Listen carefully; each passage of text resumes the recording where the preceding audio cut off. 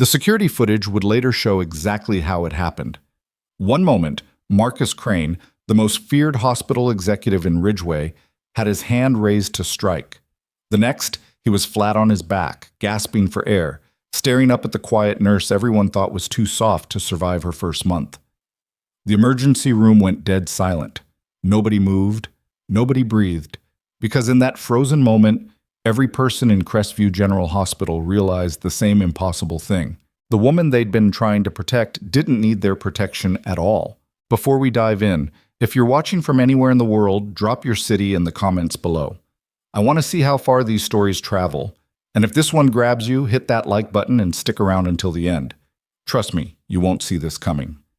Ridgeway had a reputation for breaking people quietly. It wasn't the kind of city that made headlines.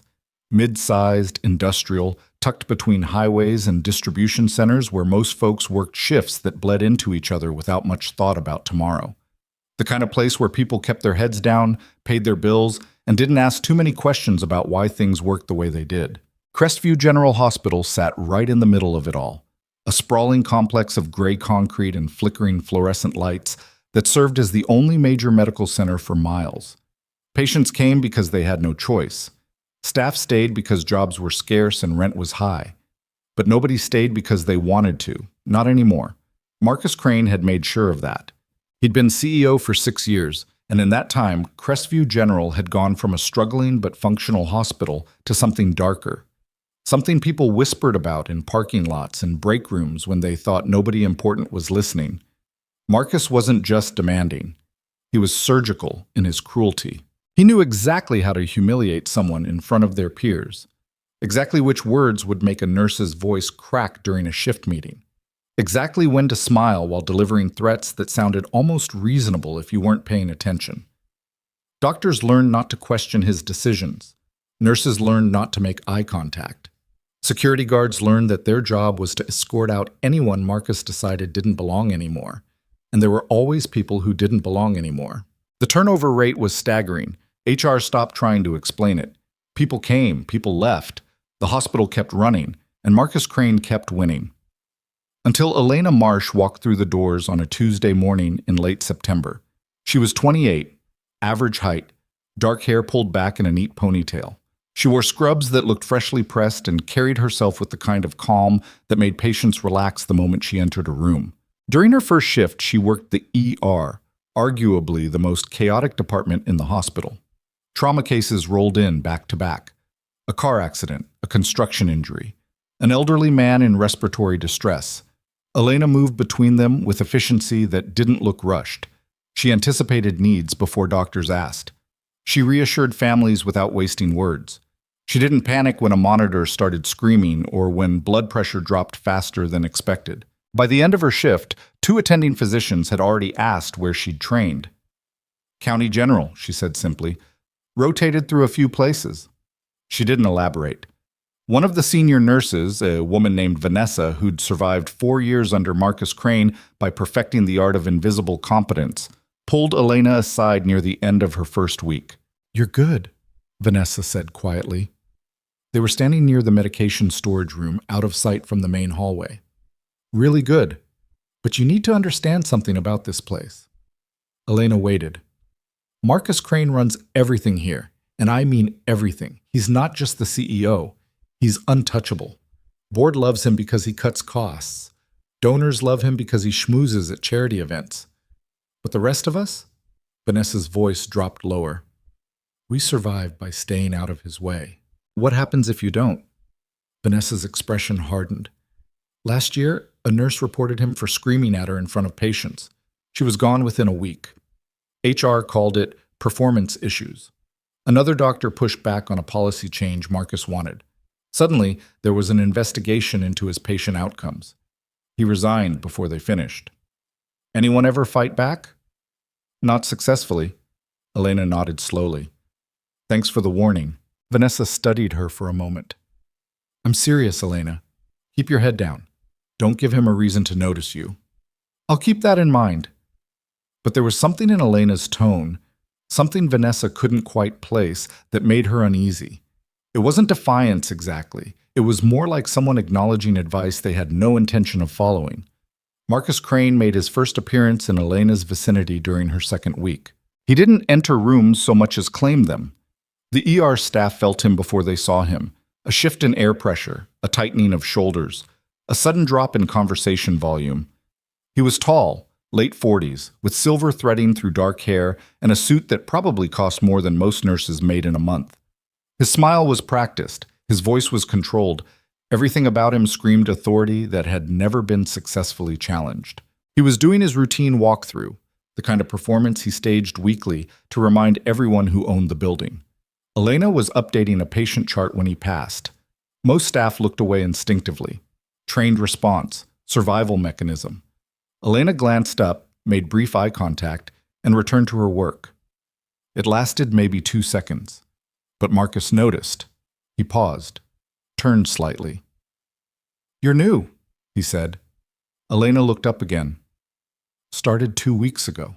"Elena Marsh," he said, clearly having already checked the schedule. "Transfer from County General." "That's right." "How are you finding Crestview?" "Busy, but manageable." His smile didn't quite reach his eyes. "We maintain high standards here. I trust you understand that." "I do." "Good." He moved on. The entire exchange lasted less than 30 seconds, but every nurse within earshot had been holding their breath. Vanessa caught Elena near the supply closet 10 minutes later. "What the hell was that?" Elena frowned. "What?" "You looked him in the eye. You answered him like he was just another person." "He is just another person." "No," Vanessa said firmly. "He's not. Not here.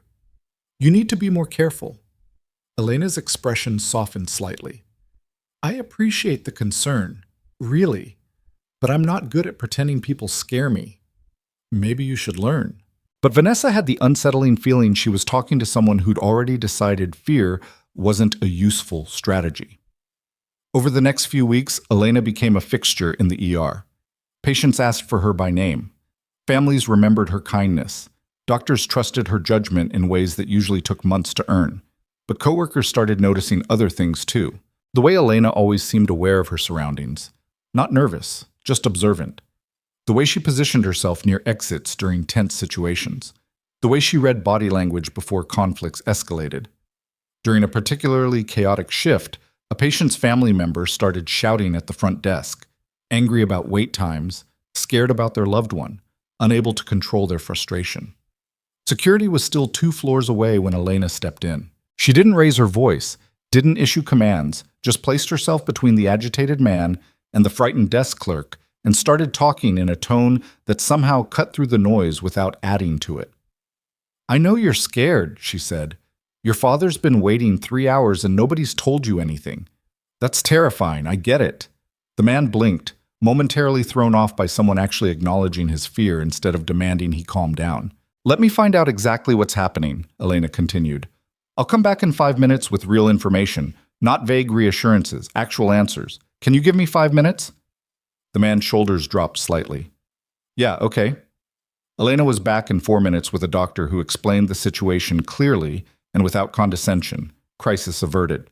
But Vanessa, watching from across the ER, couldn't shake the feeling she'd just witnessed training that had nothing to do with nursing school. The first real crack in Elena's carefully maintained cover came during a late shift in mid-October. A young woman, college student, maybe 20 years old, came in with injuries that made Elena's jaw tighten imperceptibly. Bruises in defensive positions, split lip, carefully applied makeup that didn't quite hide the damage. The woman's boyfriend sat in the waiting room, watching through the glass partition with an expression that made Elena's skin crawl. "I fell," the woman said quietly. "Down some stairs." Elena didn't argue, didn't push, just documented everything with methodical precision and spoke in a voice low enough that nobody else could hear. "I'm required to report what I see, but I can also get you information, resources, safe places, if you want them." The woman's eyes filled with tears. "He'll find me." "Maybe, but you don't have to go back tonight." "I don't have anywhere else to go." Elena paused, then reached into her pocket and pulled out a card for a local shelter. "These people are good. They know how to help." The woman took the card with shaking hands. When she was discharged an hour later, the boyfriend was waiting in the lobby, all smiles and concerned questions. Elena watched them leave together, her expression unreadable. Vanessa found her standing by the window 20 minutes later. "You can't save everyone," Vanessa said quietly. "I know." "So why do you look like you want to follow that guy into the parking lot?" Elena turned, and for just a moment, Vanessa saw something in her eyes that had nothing to do with nursing and everything to do with violence carefully controlled. "Because some people need following," Elena said simply. Then the moment passed, and she was back to checking charts like nothing had happened. But Vanessa filed that moment away in the growing list of things about Elena Marsh that didn't quite add up. The confrontation nobody saw coming started with a phone call Marcus Crane should never have answered. It was early November, evening shift. The ER was running at normal chaos levels, full but not critical. Then Marcus's phone rang. The staff didn't know who was on the other end, didn't know what was said, but they watched his face go from calm to furious in the span of seconds. He ended the call and immediately started making others, short, clipped conversations that radiated barely controlled rage. 20 minutes later, a town car pulled up to the ER entrance. The passenger who emerged was clearly someone important: expensive suit, entourage of assistants, security detail that looked more Secret Service than hospital visitor. Later, people would piece together that he was a city councilman with serious political connections and enough influence to make or break hospital funding, and he was having chest pains. Marcus appeared in the ER like a storm front. "Where's Dr. Patterson?" The attending physician looked up from where he was suturing a construction worker's hand. "In surgery. Emergency appendectomy. He'll be out in—" "Get him out now." "Sir, I can't just—" "That's Councilman Robert Brennan in room 4. Do you understand what that means? Get Patterson. Now." The doctor hesitated. "We have protocols for cardiac—" "I don't care about your protocols. I care about that man getting the best care we have. Immediately." Elena, who'd been preparing medications at the nearby station, spoke without turning around. "Room 4 already has the best care. Dr. Chen is a cardiologist. She's running tests right now." Marcus's head snapped toward her. "I don't remember asking for your input." Elena turned, meeting his gaze with the same calm directness that had unsettled him weeks earlier. "You didn't. But Dr. Chen is excellent. Your patient is in good hands." "My patient?" "Sorry, our patient." Marcus's voice dropped to something colder. "You're a nurse. You don't make those determinations." "I'm not making determinations. I'm stating facts. Dr. Chen specializes in cardiology. She's handled dozens of cases like this. Pulling Dr. Patterson from surgery to satisfy someone's ego would be medical malpractice." The ER went silent. Nobody talked to Marcus Crane like that. Nobody. His face darkened. "You need to learn your place." "I know my place. It's making sure patients get appropriate care." "You're done here. Pack your things." Elena didn't move. "You're firing me for advocating for a patient? I'm firing you for insubordination. In front of witnesses, including the patient's family?" Elena gestured subtly toward room 4, where the councilman's assistants were clearly watching through the glass. "That'll be an interesting HR conversation." Marcus stepped closer, using his height, his presence, the full weight of his authority to intimidate someone half the hospital had watched him crush. But Elena didn't step back. "Security," Marcus said without breaking eye contact. "Escort this nurse out of the building." The security guard who appeared looked deeply uncomfortable. "Sir, Now!" Before anyone could move, room 4's door opened. Dr. Chen emerged, looking confused by the sudden crowd. "Is there a problem?" Marcus's smile was instant and completely false. "Just a staffing issue. How's the councilman?" "Stable. Likely anxiety attack rather than cardiac event, but we're running full panels to be certain. He'll need observation overnight." "Excellent. I'll inform his staff." "Actually," Dr. Chen said slowly, "Elena should probably do that. She's the one who got him calm enough for me to run the EKG without interference. He was pretty worked up when he arrived." Marcus's expression flickered. "Elena is no longer working this shift." Dr. Chen blinked. "What? Why?" "That's not your concern. If you fired one of my nurses in the middle of treating a patient, it absolutely is my concern." The standoff was interrupted by a commotion near the entrance. A gurney rushed through, EMTs shouting updates, blood everywhere, a construction accident gone catastrophically wrong. "Trauma Bay," someone yelled. Training overrode politics. Elena moved before anyone could stop her, falling into step with the gurney as it crashed through the double doors. Dr. Chen followed immediately. Marcus stood in the hallway, authority suddenly meaningless in the face of actual emergency. The construction worker had taken a steel beam to the chest, multiple fractures, internal bleeding, BP dropping fast. The trauma team swarmed, ordered, efficient, each person executing their role without hesitation. Elena was in the center of it, anticipating needs, handing instruments, calling out vitals, keeping 3 steps ahead of the controlled chaos. She moved like someone who'd done this before, not just in county emergency rooms, somewhere else, somewhere worse. Dr. Chen noticed it first, the way Elena positioned herself for maximum efficiency, the way she prioritized without being told, the way she stayed calm when the monitor started screaming and the patient's pressure dropped into dangerous territory. "Pressure's crashing. I need 2 units. BP 60/40. Elena's voice cut through. "He's got a pneumothorax, left side. Needs decompression now." Dr. Chen looked. She was right. Chest tube. Elena already had it ready. They worked in synchronized rhythm, doctor and nurse moving like they'd trained together for years instead of weeks. When the patient finally stabilized 20 minutes later, everyone in that room was running on adrenaline and muscle memory. Elena stepped back, stripping off bloodied gloves, and that's when she noticed Marcus Crane standing in the doorway.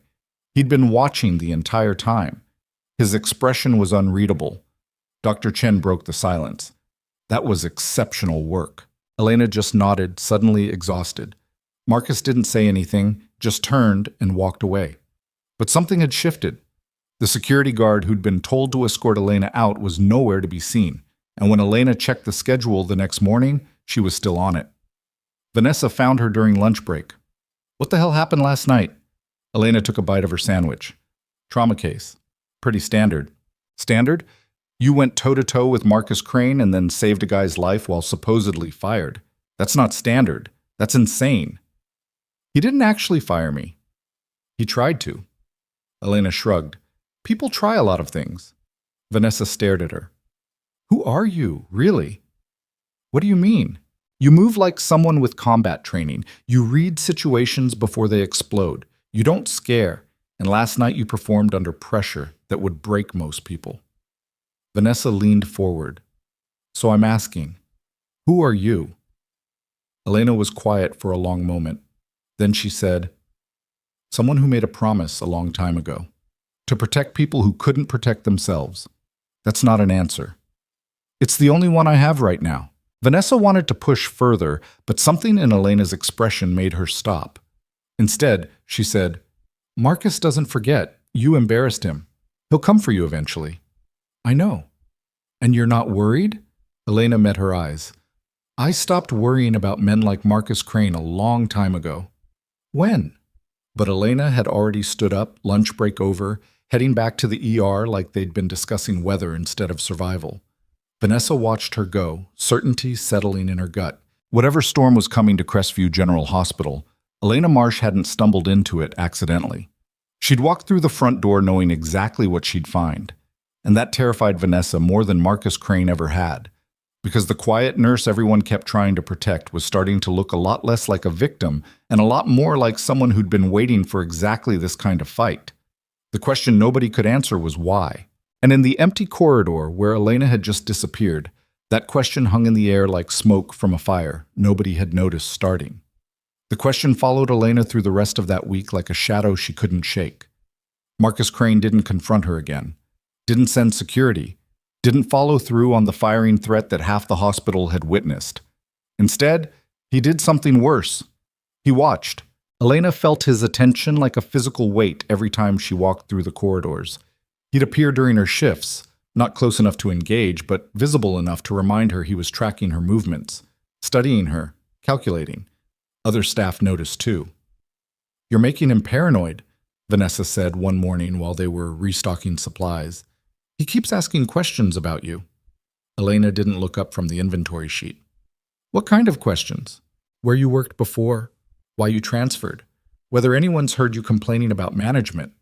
Vanessa's voice dropped. He's building a file, Elena. That's what he does before he destroys someone. Let him build. You're not taking this seriously. Elena finally met her eyes. I'm taking it exactly as seriously as it deserves. But that night, alone in her apartment, Elena sat at her kitchen table with the laptop open and files spread around her that had nothing to do with nursing. Hospital employment records, news articles, legal filings, complaints that had been buried or dismissed, a pattern spanning years and multiple institutions before Crestview General. Marcus Crane's career was built on a foundation of silence, and Elena had spent 6 months learning exactly how deep that silence went. The catalyst came during the 3rd week of November. A 17-year-old girl arrived in the ER just after midnight, brought in by friends who were terrified and talking over each other, trying to explain what happened at a party that had gotten out of control. The girl was barely conscious. Shallow breathing, pupils dilated, classic signs of overdose, but the talk screen would take time they might not have. Elena was the first to reach her. What did she take? We don't know. She was fine, and then she just collapsed. There were pills at the party, but we don't know whose. Elena's hands were already moving, checking vitals, establishing IV access, calling for the attending physician while her mind ran through protocols that could mean the difference between this girl waking up or not. Dr. Sarah Winters arrived within seconds. Mid-30s, sharp, one of the few doctors at Crestview who hadn't been completely beaten down by Marcus's regime. Talk to me, Sarah said. 17-year-old female, unresponsive, respiratory depression, probable overdose. Friends say she collapsed at a party approximately 40 minutes ago. No confirmation on substance. Sarah was already examining the girl. Narcan? Standing by. They worked together with the kind of precision that came from mutual competence. The Narcan went in. They waited. 30 seconds, a minute. Then the girl gasped, violent, desperate, her body rejecting whatever poison had shut it down. Elena helped turn her on her side as she vomited, protecting her airway, speaking in low, reassuring tones that probably weren't penetrating yet, but mattered anyway. You're okay. You're safe. Just breathe. The girl's eyes opened, unfocused, terrified, not understanding where she was or what had happened. Mom? She whispered. Don't tell my mom. Elena's chest tightened. We have to call your parents. Please. But Sarah was already pulling Elena aside while nurses took over immediate care. That's Judge Patricia Holbrook's daughter, Sarah said quietly. Elena's expression didn't change. Okay. You don't understand. Judge Holbrook sits on the hospital's board of directors. She's also one of Marcus Crane's biggest supporters. That doesn't change what we report. Sarah glanced towards the girl, who was crying now, begging the nurses not to call anyone. This is going to get complicated. It already is complicated. She almost died. I know. I'm just saying... What? That we should lie on the report because her mother has connections? No, I'm saying be prepared for Marcus to make this about protecting the hospital's reputation instead of protecting that girl. Elena looked back at the teenager, small, scared, vulnerable, in ways that had nothing to do with the drugs in her system. Then we'd better document everything perfectly. They did. Every detail, every timestamp, every treatment decision, the kind of thorough documentation that left no room for creative reinterpretation later. Judge Holbrook arrived 25 minutes later. She didn't look like someone whose daughter had nearly died. She looked like someone who'd been interrupted during something important and was calculating how quickly she could contain the damage. She swept past the front desk without checking in, security not daring to stop someone they recognized. Elena heard her before she saw her. Where is she? Sarah intercepted her before she reached the treatment area. Judge Holbrook, where is my daughter? She's stable. We're monitoring her, but she's going to be okay. The judge's shoulders dropped fractionally. Relief that looked real, at least for a moment. Then her professional mask slammed back into place. What happened? Sarah explained the basics. Overdose, Narcan, full recovery expected. What substance? We're still waiting on the full talk screen. Who else knows about this? The question hung in the air like a threat. Sarah chose her words carefully. The ER staff who treated her, her friends who brought her in, and we're required to file a report. What kind of report? Standard medical documentation, and because she's a minor with a drug-related incident, we're obligated to notify Child Protective Services. Judge Holbrook's face went very still. That won't be necessary. It's not optional. Dr. Winters, my daughter made a mistake at a party. A stupid, dangerous mistake that she will face consequences for. But involving CPS will destroy her future, college applications, scholarships, her entire life. With respect, her life was almost over an hour ago. This is about making sure she gets the help she needs. She'll get help. Private counseling, the best treatment available, but this doesn't need to become public record. Elena, who'd been standing far enough back to stay out of the immediate conversation, spoke up. The report's already filed. Judge Holbrook turned, seeing her for the first time. Excuse me? Hospital protocol. Suspected overdose in a minor requires immediate documentation. It's already in the system. Then take it out. That's not how medical records work. The judge's expression shifted into something colder. I don't believe I asked for your opinion, nurse. She glanced at Elena's badge. Marsh. You didn't. But the law doesn't require your permission. Do you have any idea who you're speaking to? A mother whose daughter almost died tonight. Everything else is background noise. Sarah made a small sound that might have been a suppressed laugh or a warning, hard to tell. Judge Holbrook stepped closer to Elena.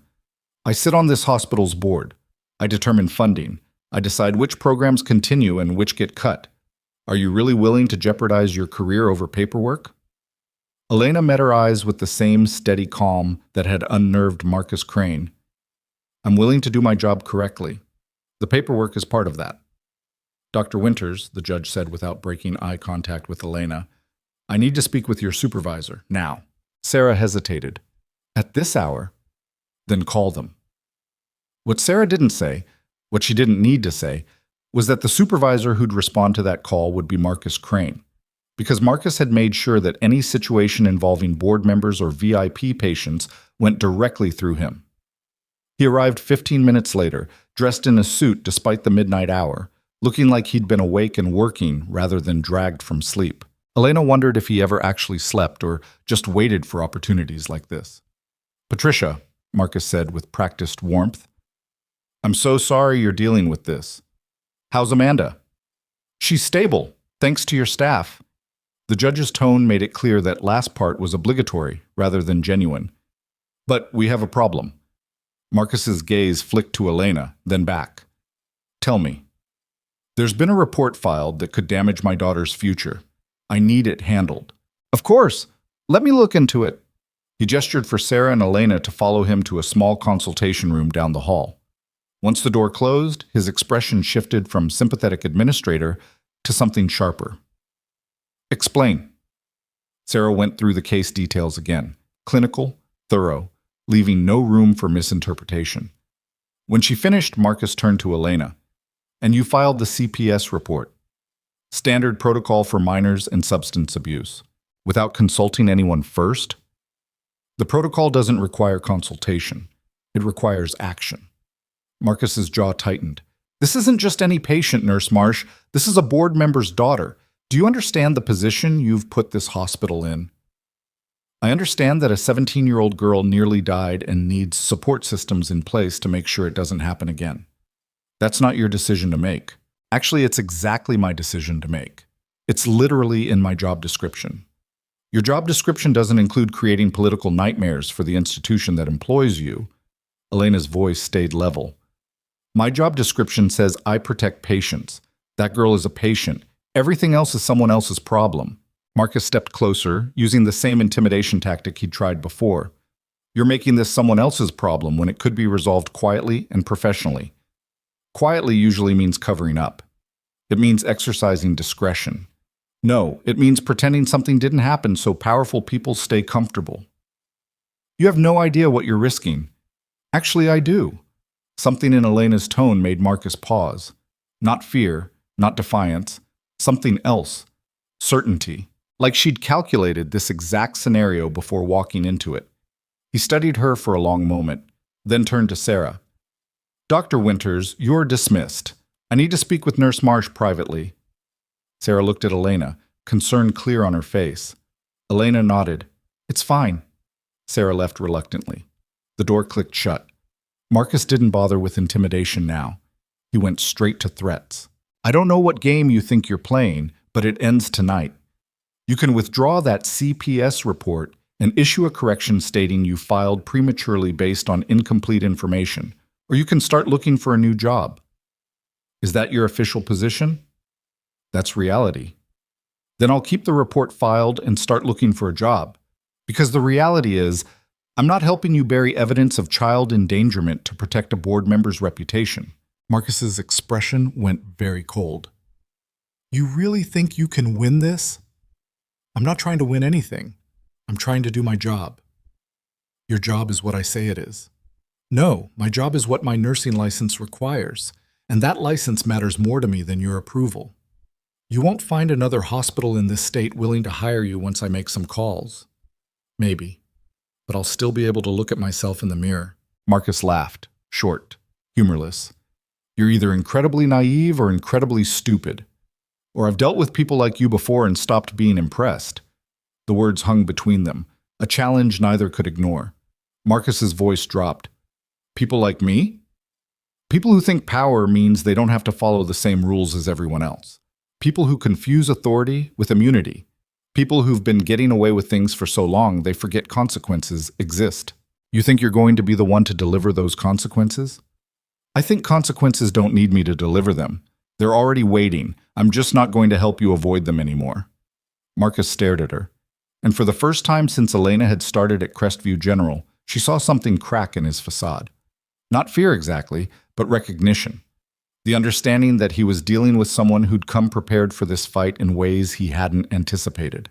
"Get out of my hospital," he said quietly. "Am I fired?" "You're suspended pending investigation. 2 weeks, no pay. And if that CPS report causes any problems for Judge Holbrook's family, you won't be suspended. You'll be gone." Elena didn't argue, just nodded and walked out. But as she left, she pulled out her phone and took a photograph of the consultation room door, the timestamp visible, the hospital corridor empty except for her. Documentation. Because whatever Marcus thought he was building against her, she'd been building something longer. Vanessa caught up with her in the parking lot. "What happened in there?" "Suspension, 2 weeks. Jesus, Elena. It's fine. It's not fine. Marcus is going to destroy you. Judge Holbrook will back him up. You'll never work in healthcare again." Elena unlocked her car. "Maybe." "Why are you so calm about this?" "Because I knew this was coming." Vanessa grabbed her arm. "Then why did you let it happen? Why didn't you just withdraw the report and keep your head down?" Elena turned to face her. "Because 6 years ago, I watched someone die because people kept their heads down, and I promised myself I'd never be one of those people again." "What are you talking about?" "My mother," Elena said quietly. "She was a nurse too, worked at a hospital in Pennsylvania. One of the doctors there was assaulting female staff. Everyone knew. Nobody reported it. They kept quiet because he was friends with administration and filing complaints meant losing your job." Vanessa's expression shifted to horror. Mom finally reported him.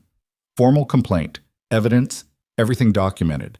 Within a month, she was fired for performance issues. She fought it for 2 years. Legal battle destroyed her savings. Stress destroyed her health. She had a stroke during her 3rd deposition. Died 6 weeks later. "Elena?" "The doctor kept his license, kept his job. Last I heard, he's still practicing, and my mother's name is on a list of dismissed complaints that nobody looks at anymore." Vanessa didn't know what to say. Elena's voice stayed steady. "So when you ask why I won't keep my head down and withdraw reports that matter, that's why. Because I watched what happens when good people stay silent, and I won't be silent. Not for Marcus Crane, not for Judge Holbrook, not for anyone." She got in her car and drove away, leaving Vanessa standing in the parking lot with the weight of someone else's grief and rage and absolute conviction. The 2-week suspension should have been quiet. It wasn't. Judge Holbrook's daughter was released from the hospital the next morning. The CPS report triggered an automatic investigation, and within 48 hours, local media had picked up the story. Not because Elena leaked it, but because Judge Holbrook tried to use her political connections to make the investigation disappear and someone inside CPS decided that was a bridge too far. The headlines were brutal. Judge's daughter hospitalized in overdose. Investigation raises questions about preferential treatment. Crestview General under scrutiny. After board member attempts to suppress mandatory report. Marcus's attempts at damage control only made things worse. His carefully worded statements about protecting patient privacy sounded like exactly what they were, attempts to justify a cover-up. And the harder he pushed back, the more reporters started digging into other stories. Stories about staff who'd been fired for reporting problems. Stories about complaints that had vanished. Stories about a hospital culture built on silence. Elena watched from home as the institution she'd deliberately walked into began eating itself from the inside. Vanessa texted her daily updates. Marcus is losing his mind. Board called emergency meeting. 3 more nurses just came forward with old complaints. This is getting insane. Elena didn't respond to most of them.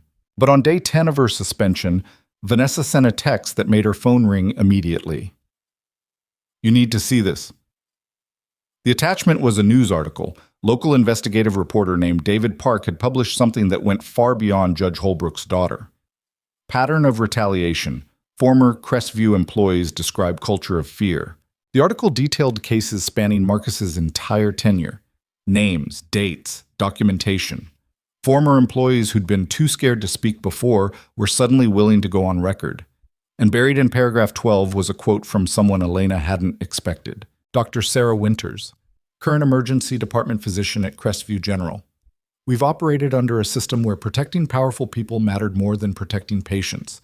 That system is broken, and I'm done pretending it isn't. Sarah had risked her entire career to speak publicly. Elena's phone rang. Unknown number. She answered.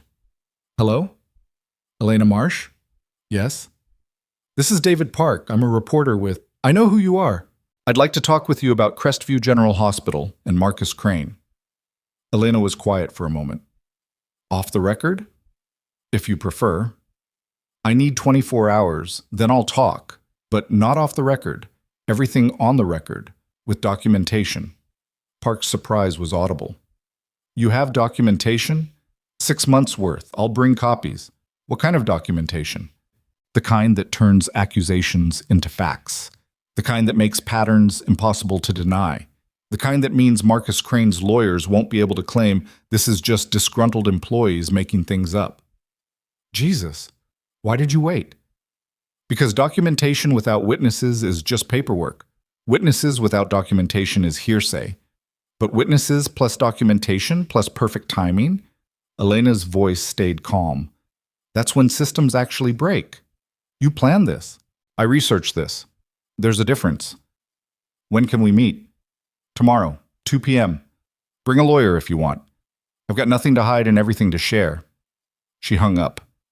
Then she opened her laptop and pulled up the files she'd been building for half a year. Employment records, complaint patterns, financial discrepancies, email chains that showed Marcus knew about problems and actively suppressed them. Everything cross-referenced, everything verified. Everything organized in a way that would make any investigator's job ridiculously easy. Because Elena Marsh hadn't come to Crestview General to be a nurse. She'd come to be a witness, and witnesses needed evidence. Her suspension ended the same day David Park published his follow-up article. Former combat medic turned whistleblower, the nurse who documented everything. The article detailed Elena's background, military service, combat deployments, specialized training in high-pressure medical response. It connected her mother's death to her decision to build cases against institutional abuse. It outlined her methodology. Get hired, work perfectly, document everything, wait for the inevitable confrontation. By the time she walked back into Crestview General on Monday morning, 3 things had happened. Marcus Crane had been placed on administrative leave pending a full investigation. Judge Holbrook had recused herself from the hospital board. And the State Medical Licensing Board had opened formal inquiries into multiple cases where reports had been suppressed. The ER staff, who'd spent months trying to protect Elena from Marcus, now looked at her like they were seeing a completely different person, which, in a way, they were. Vanessa met her at the nurse's station. You used us, she said. Not angry, just stating fact. Elena set down her bag. I worked alongside you, I did my job. I documented what I saw. That's not using anyone. You came here with a plan. I came here because this place needed someone willing to push back. You could have told us. And if I had, would you have helped? Or would you have warned me to keep my head down like you did a dozen times? Vanessa didn't answer. Elena's voice softened slightly. I'm not blaming you. You survived the only way you knew how, but survival isn't the same as fixing things, and this place needed fixing more than it needed one more person learning to stay quiet. What happens now? Now, you do your jobs without being terrified. You file complaints when something's wrong. You stop protecting people who don't deserve protection. Just like that? No, not just like that. It'll take time. People will push back. Some of Marcus's allies are still here. Some of them have power. This isn't over. Elena looked around the ER, the place that had felt like enemy territory for so long. But it started. And sometimes starting is the hardest part. Dr. Sarah Winters appeared from one of the treatment rooms. She looked exhausted, but somehow lighter, like she'd been carrying something heavy and finally set it down. Welcome back, Sarah said. Thanks. We should talk about what comes next. What comes next? Sarah glanced around to make sure they weren't overheard. The board wants to rebuild leadership. They're asking for staff input, people who stayed, people who fought back, people who, she looked directly at Elena, documented everything. Elena shook her head. I'm not interested in administration. Why not? Because I'm a nurse. That's what I came here to do. Even after everything? Especially after everything. Sarah studied her. You're serious? Completely. Then work with me in the ER. Help build the protocols that should have existed all along. Make sure what happened here doesn't happen again. Elena considered. Just protocols, just nursing, no politics. Deal. They shook hands.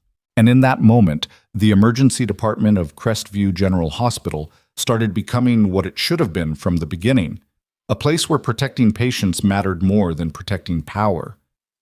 But outside, in the administrative offices 3 floors up, Marcus Crane sat in his emptied corner office, staring at termination papers that had finally caught up with him. His phone rang. He didn't recognize the number, but answered anyway. Mr. Crane? The voice was professionally neutral. This is Detective Walsh with Ridgeway PD. We need you to come in for questioning regarding allegations of witness intimidation, document tampering, and conspiracy to obstruct mandatory reporting. You have the right to bring an attorney. Marcus hung up. Then he looked out the window at the hospital parking lot where Elena Marsh's car sat in the staff section and understood, really understood, that he'd lost something he'd spent 6 years building. Not just his job, his protection. The walls he'd constructed around himself had cracks now, and those cracks were letting in light that exposed everything he'd thought was safely hidden. 3 floors below, Elena checked her first patient file of the day and got back to work. The work was supposed to be the easy part. Elena had spent 6 months preparing for the confrontation, documenting the corruption, building the case that would finally crack Marcus Crane's grip on Crestview General. She'd anticipated the suspension, the media circus, even the criminal investigation. What she hadn't anticipated was how much harder it would be to stay after winning. The ER operated differently now. Lighter somehow. Like someone had opened windows in a room that had been sealed shut for years. Staff made eye contact in hallways. Doctors asked for input without fear of retaliation. Nurses filed incident reports without triple-checking whether it would cost them their jobs.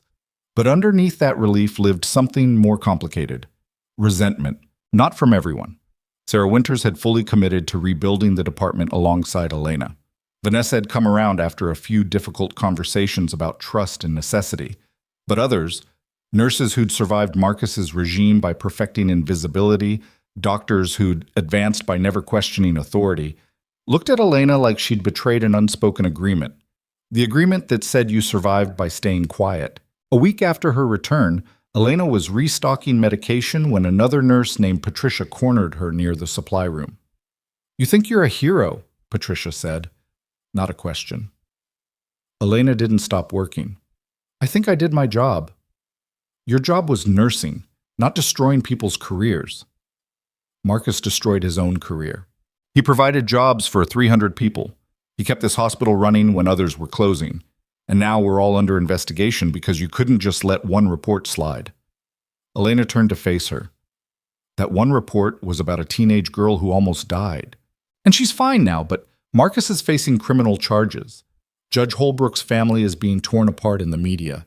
Good people are being questioned about things that happened years ago. Patricia's voice shook. You didn't expose corruption. You dropped a bomb and walked away from the damage.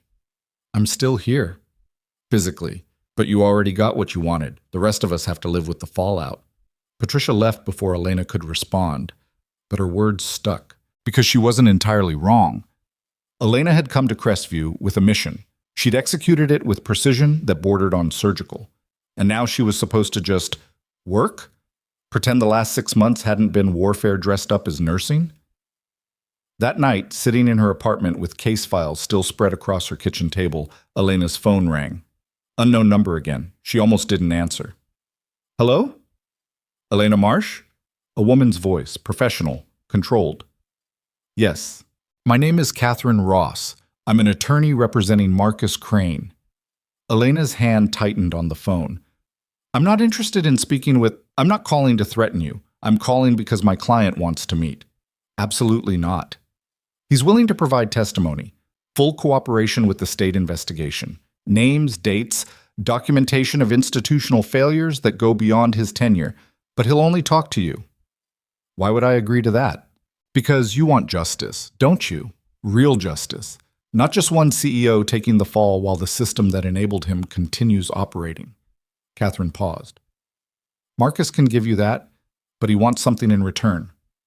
I'm not making deals with him. I'm not asking you to. I'm asking you to listen. One conversation, 30 minutes, public location. You can record it if you want. After that, you decide whether his information is worth pursuing. Elena should have said no, should have hung up, should have reported the contact to the investigators immediately. Instead, she said, tomorrow, 2 p.m., Ridgeway Public Library, main reading room. He'll be there. The line went dead. Elena stared at her phone, already knowing this was a mistake, but unable to explain why she'd agreed anyway. Maybe because Patricia's words had gotten under her skin. Maybe because some part of her wanted to see Marcus broken enough to beg. Or maybe because 6 months of careful planning had taught her that the most important information usually came from the people desperate enough to trade it. The library was nearly empty when Elena arrived.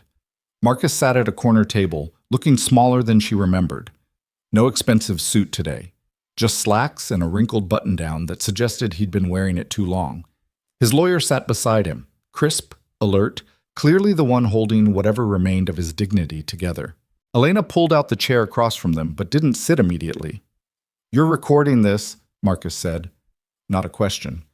Elena held up her phone, voice recorder app visible. Every word. Good. I want it documented. Catherine spoke first. My client is prepared to provide comprehensive testimony regarding institutional failures at Crestview General and his 3 previous hospital positions. In exchange, he's requesting a character statement from you acknowledging that while his actions were wrong, they occurred within a system designed to reward exactly that behavior. No. You haven't heard what he's offering. I don't care. I'm not giving him cover by blaming the system. Marcus leaned forward. I'm not asking for cover. I'm asking for context. Context doesn't change what you did. No. But it explains how hundreds of people watched me do it and said nothing. How boards approved budgets that required cutting corners. How insurance companies incentivized treating patients like production numbers. His voice cracked slightly. I became what the system rewarded. And I'm not the only one. Elena sat down. Keep talking.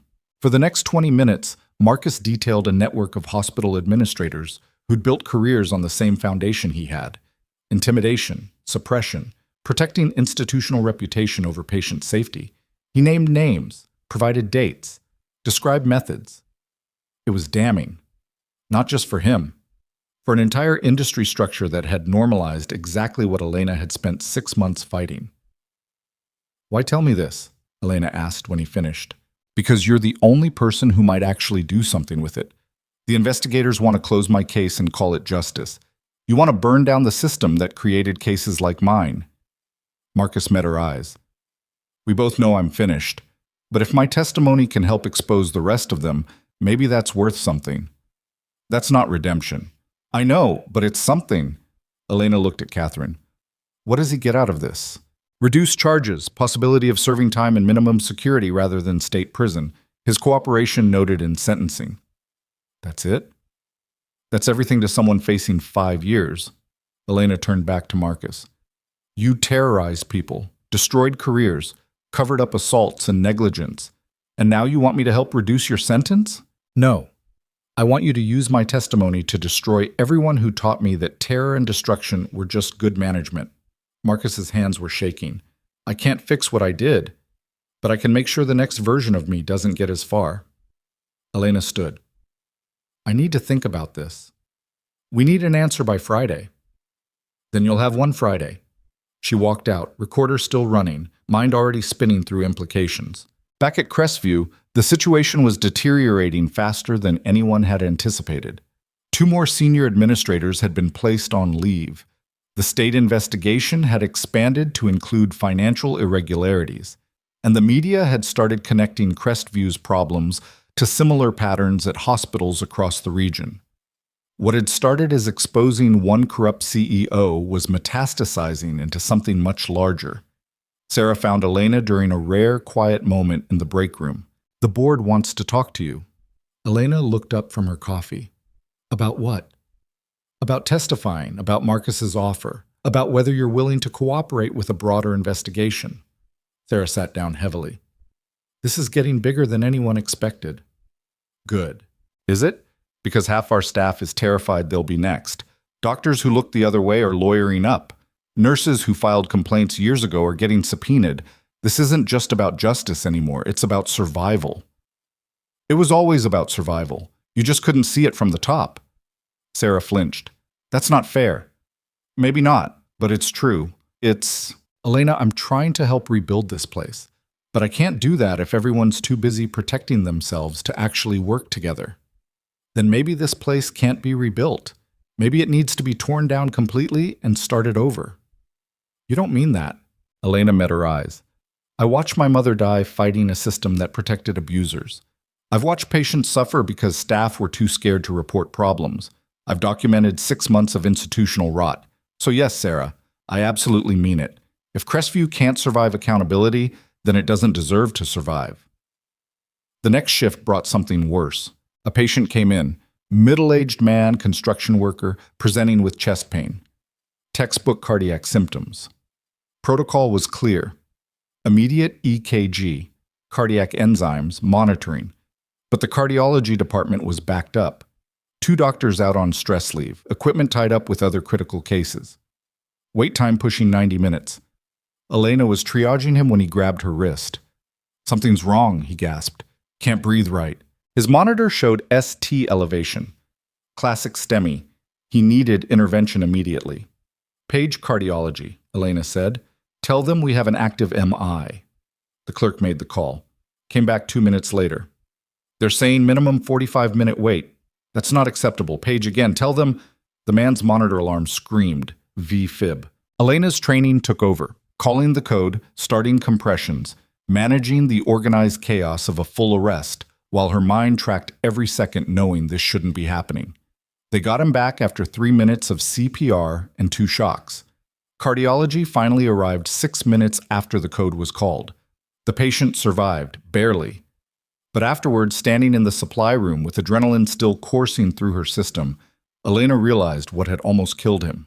The system Marcus had built, minimizing staff, maximizing efficiency, cutting resources until there was no margin for error, was still operating. The policies were still in place. The budget constraints were still active. They'd removed the CEO. But the machine he'd built kept running without him. She found Sarah in her office an hour later. We almost lost someone today because cardiology was understaffed. Sarah looked up from paperwork. I know. I'm working on it. Working on it isn't enough. The protocols Marcus implemented to save money are still killing people. Changing those protocols requires board approval, which requires budget analysis, which requires time. We don't have time. That man today won't have time if it happens again. Elena, I understand your frustration, This isn't frustration. This is triage. We removed one symptom, but the disease is still spreading. Sarah's voice hardened. Then what do you suggest? We can't magic more staff into existence. We can't force the board to approve funding we don't have. We can't rebuild 6 years of damage in 6 weeks. No, but we can stop pretending that removing Marcus fixed anything. We can stop acting like justice happened when the system that created him is still intact. So what? You want to tear down the entire hospital? Put 300 people out of work?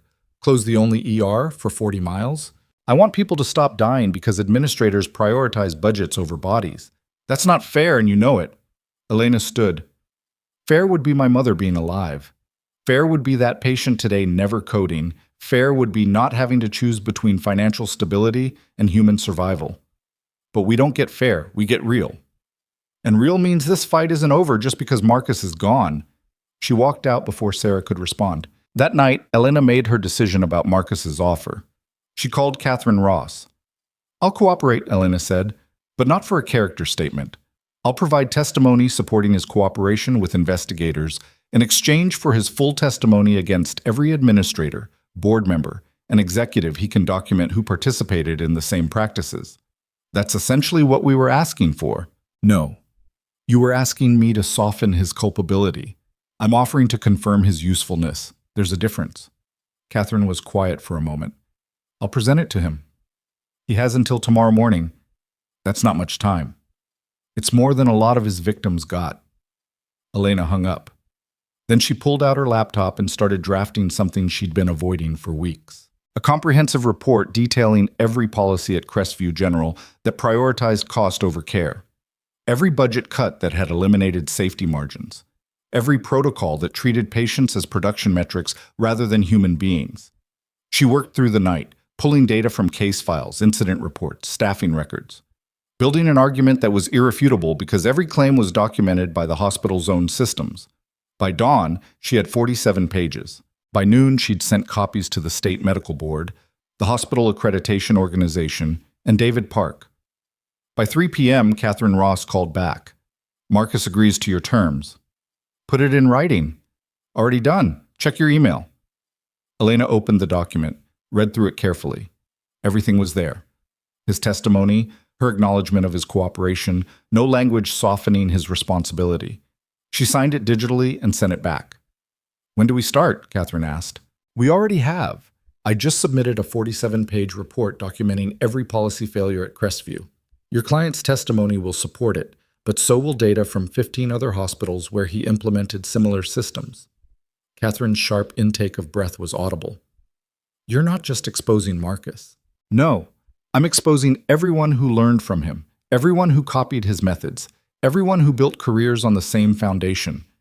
Elena's voice stayed calm. You wanted my cooperation. This is what cooperation looks like. She ended the call before Catherine could respond. 2 hours later, David Park published his most explosive article yet. System Failure: How Hospital Cost-Cutting Policies Create Cultures of Negligence.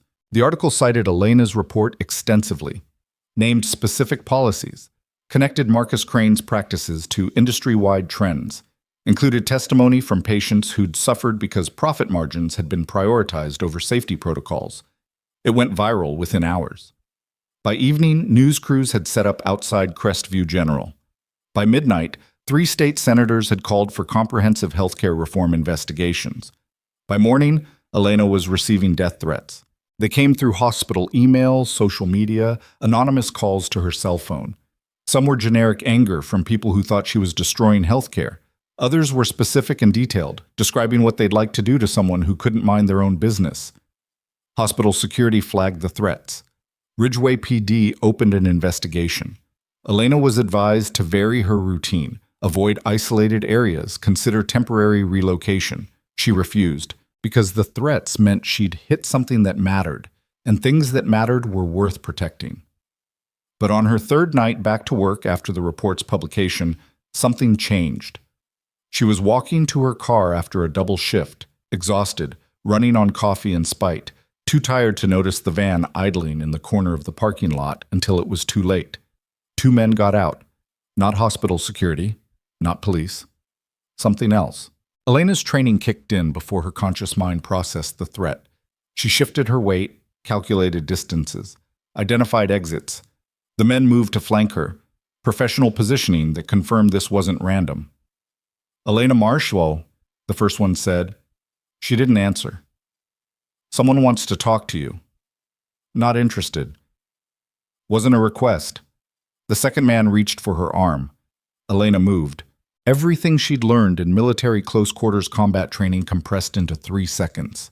She redirected his grab, used his momentum against him, drove her knee into his solar plexus hard enough to double him over. The first man moved faster than she expected, grabbing her from behind, arm across her throat. Not tight enough to choke, just enough to control. Professional restraint, which meant they'd been told to bring her back intact. Elena stopped fighting immediately. Who sent you? You've been making important people nervous. They want to discuss your recent activities. If they wanted to discuss, they could have called. They did. You didn't listen. The grip tightened slightly.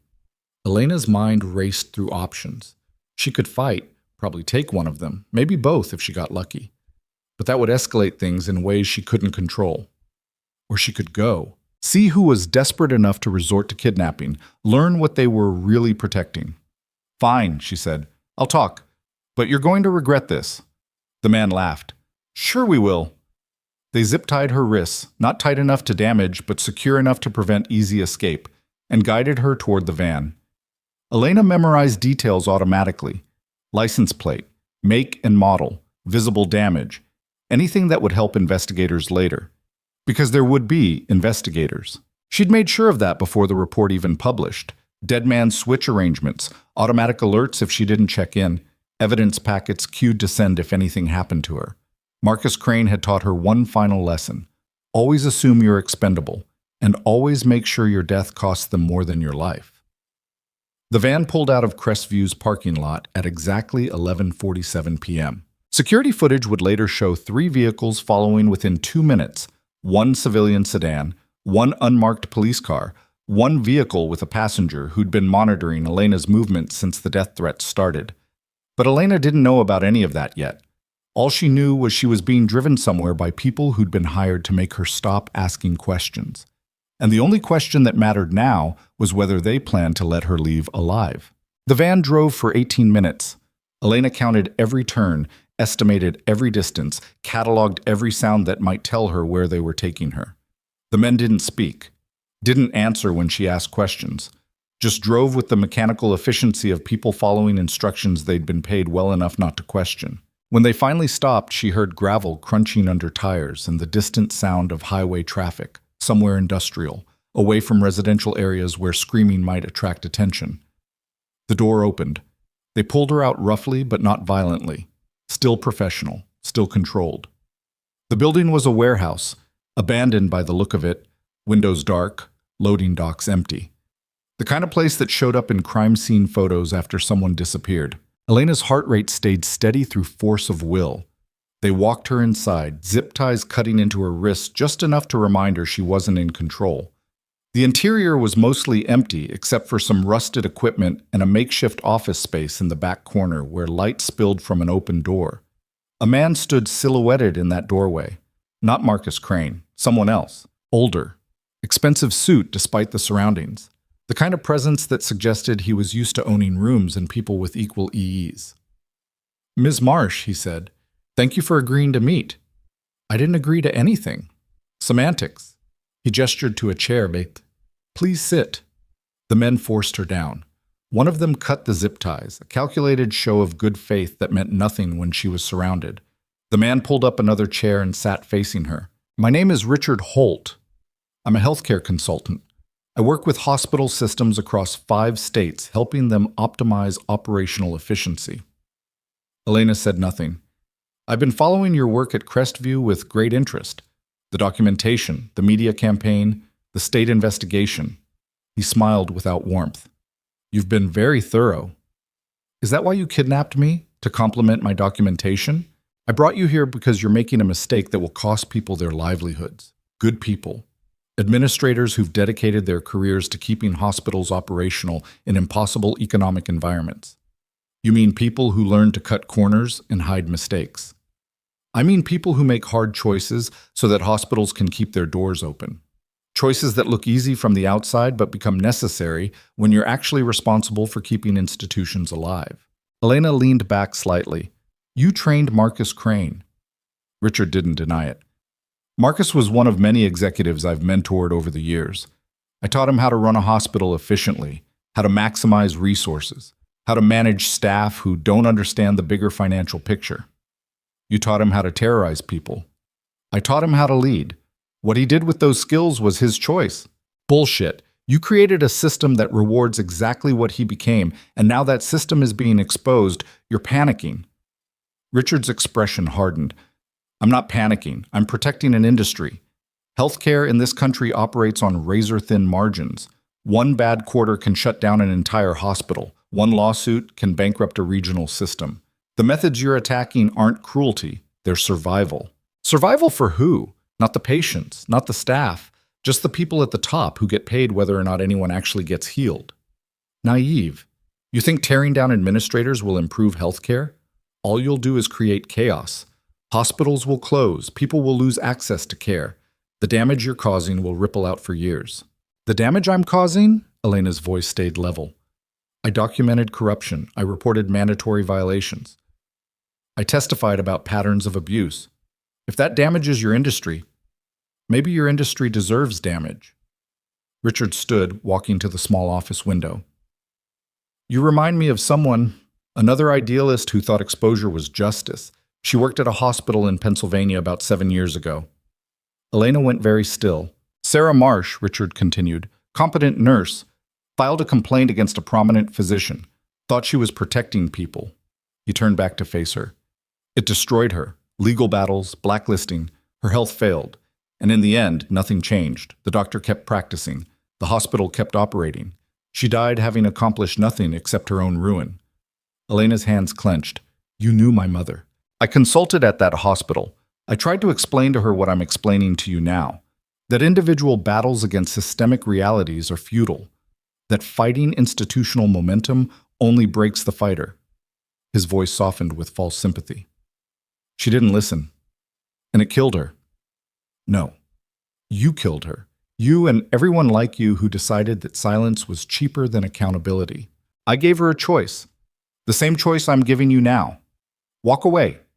Stop the investigations. Retract your report. In exchange, I'll make sure you're taken care of. A position at a better hospital, better pay, a future that doesn't involve looking over your shoulder. Or you end up like your mother, broken by a system you can't beat. Except this time, there won't be a daughter left to carry your revenge. The threat hung in the air, clear, specific, not even pretending to be anything else. Elena met his eyes. You made a mistake bringing me here. Did I? You confirmed everything.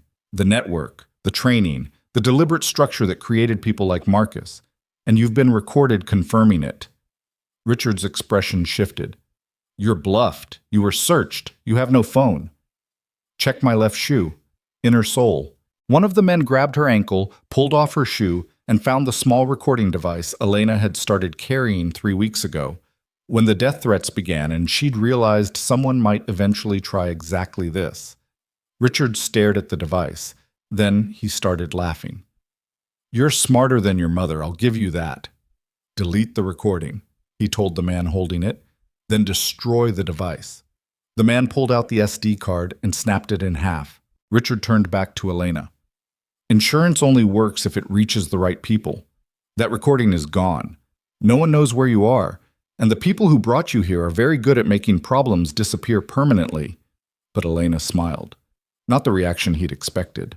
The recording you just destroyed was a backup. The primary feed has been streaming to a secure server since you started talking. Voice activated. Cloud storage. Already transcribed and flagged for automatic release if I don't check in within the hour. Richard's face went white. You wanted to know why I'm not panicking? Elena continued. Because I've spent 6 months preparing for people like you. Documentation isn't just about gathering evidence. It's about distributing it so thoroughly that eliminating the witness becomes pointless. You're bluffing. Am I? You already admitted you trained Marcus Crane. You just threatened to make me disappear permanently. Those words are already being processed by voice recognition software attached to investigative files. Even if you kill me right now, everything you just said becomes evidence. Richard's hands were shaking. You can't. I already did. The only question now is whether you make things worse by following through on threats that are already documented. The warehouse went silent. Then sirens split the air outside. Multiple vehicles, tires on gravel, doors slamming. Ridgeway police, exit the building with your hands visible. Richard spun toward the door, face contorted with rage and fear. The two men who'd brought Elena were already moving toward the back exit, abandoning their employer without hesitation. Richard grabbed Elena's arm. You set this up. No, I prepared for it. There's a difference. Everything I said is already evidence. The recording, the location data, the witnesses following me from the hospital.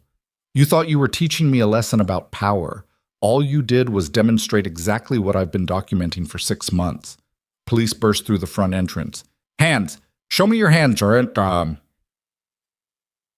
Richard let go of Elena and raised his arms, the reality of his situation finally breaking through his confidence. Detective Walsh, the same one who'd called Marcus Crane for questioning weeks earlier, crossed directly to Elena.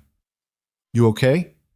Elena stood, rubbing her wrists where the zip ties had left marks. I'm fine.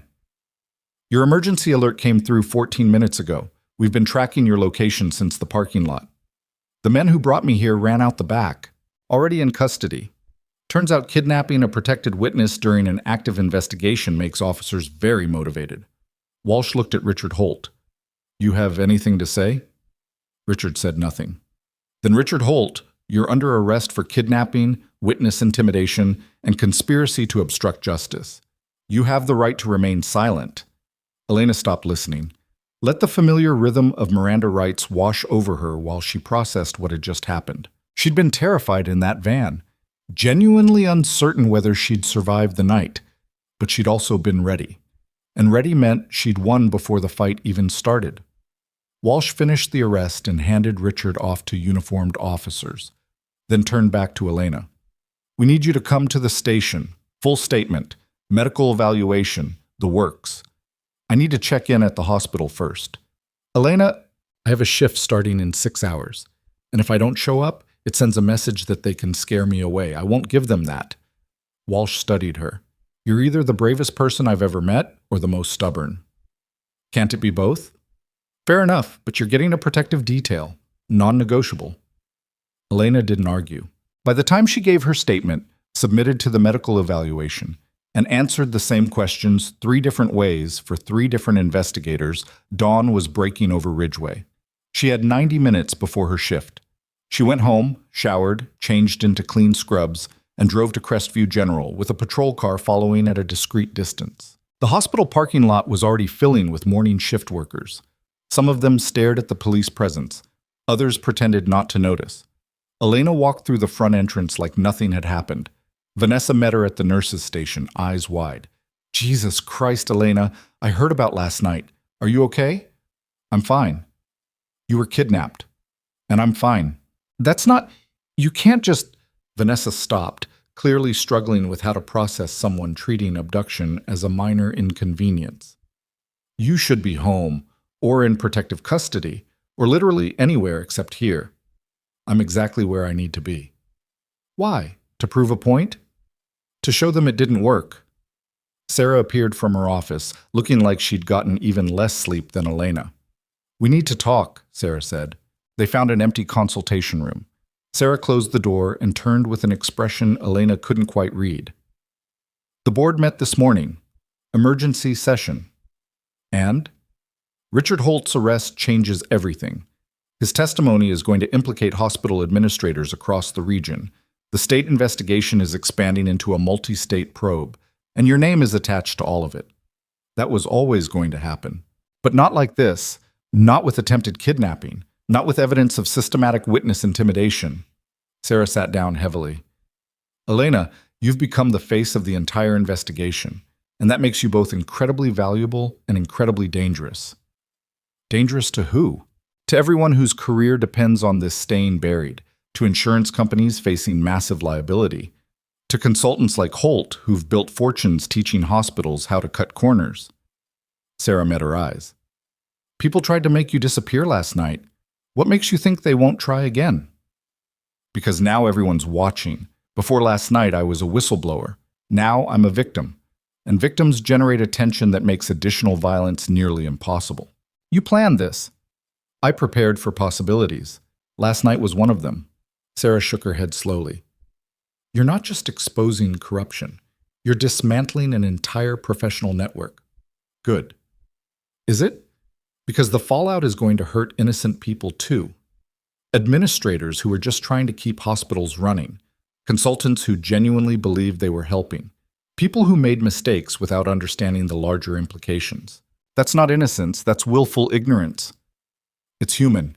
We can't all be soldiers, Elena. The word hung between them. Elena stood. I was a medic, not a soldier. There's a difference. Is there? Because the way you operate, the planning, the tactical thinking, the willingness to put yourself in danger, that's not nursing. That's warfare. Maybe healthcare needed someone willing to treat it like warfare, because the other side already was. Sarah didn't have a response to that. Elena's shift was supposed to be routine. It wasn't. Word had spread about the kidnapping attempt. Staff approached her carefully, like she might shatter or explode, unable to tell which. Patients who recognized her from news coverage asked for selfies. Security guards shadowed her movements with protective vigilance that bordered on intrusive. But the work itself remained the same: triage, treatment, documentation. The endless rhythm of emergency medicine that had nothing to do with investigations or testimony or kidnapping attempts. Around noon, a teenager came in with a dislocated shoulder, sports injury, classic presentation. Elena was reducing it when the girl's mother pulled her aside. You're the nurse from the news, the mother said quietly. Elena focused on her patient. I'm just a nurse. No. You're the one who stood up to them, to all of them. The woman's eyes were wet. My sister works at Mercy Hospital in the next county. She's been documenting problems there for 2 years, afraid to report them because of what happened to people who spoke up. Elena finished the reduction, felt the shoulder slide back into place with familiar resistance. Tell your sister to document everything: dates, times, witnesses, cross-reference with official records. Make copies. Distribute them to people she trusts. And when she's ready to file reports, make sure she's prepared for the fight that comes after. She's scared. She should be. But scared and silent just means the problems continue. Elena wrapped the girl's shoulder, checked circulation, documented the procedure. Your sister has to decide whether fear is worse than watching people suffer because she stayed quiet. The mother nodded slowly. I'll tell her. After they left, Elena found herself staring at the treatment board, names and conditions and wait times that represented human suffering reduced to efficient data management. Vanessa appeared beside her. You okay? That woman's sister works at Mercy. She's been watching the same things I documented at Crestview. How many hospitals do you think have the same problems? Most of them. Maybe all of them. Elena turned to face her. The system Richard Holt built wasn't unique. It was replicable, scalable. He taught it to dozens of executives who went on to implement it everywhere they worked. So this isn't over. No. Crestview was just the first crack. The rest of the structure is still standing. And you're going to keep pushing. It wasn't a question. Elena didn't answer directly. My mother filed one complaint and it destroyed her, but she filed it alone, without support, without preparation, without understanding that individual battles against institutional problems require institutional responses. What does that mean?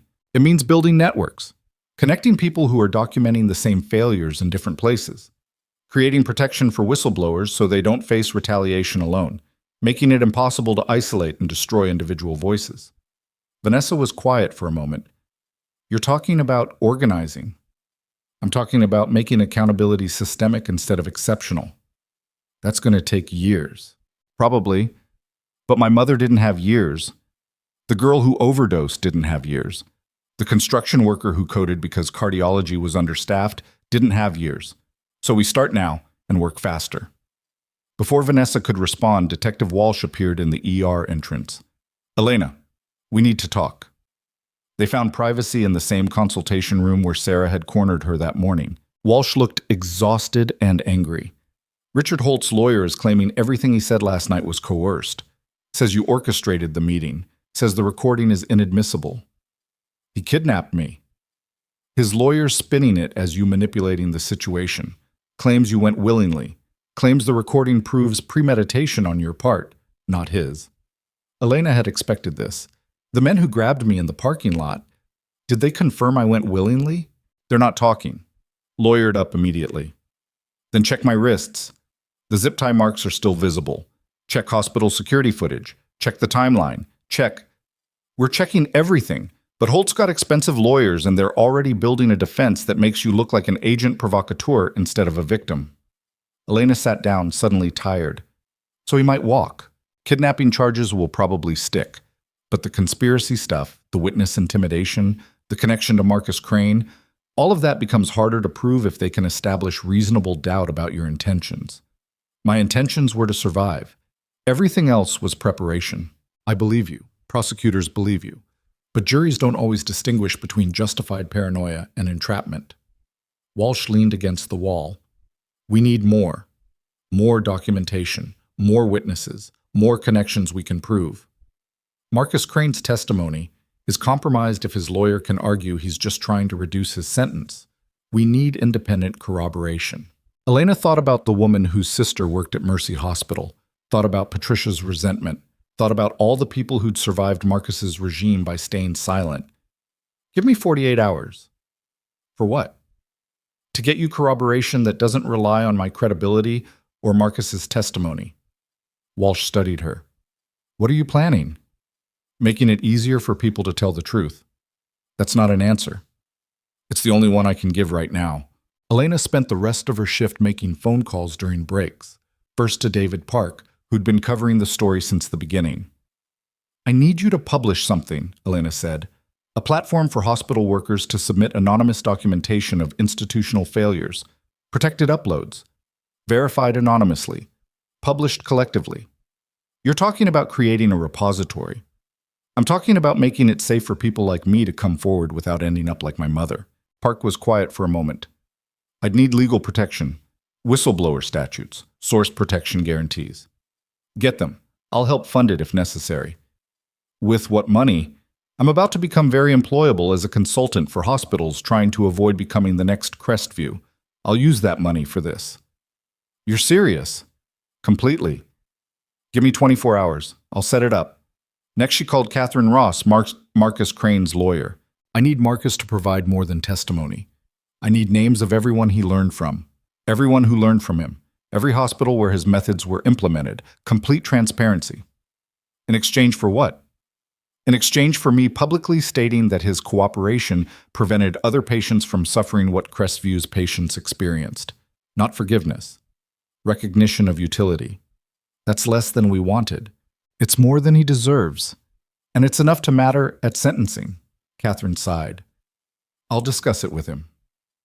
You have until tomorrow morning. Finally, Elena called the one person she'd been avoiding, Judge Patricia Holbrook. The judge's assistant tried to block the call. Elena insisted. Eventually, Patricia came on the line. Miss Marsh, this is inappropriate. Your daughter almost died because Crestview's protocols prioritized efficiency over care. The report I filed probably saved her life. Silence on the other end. I'm not asking you to thank me, Elena continued.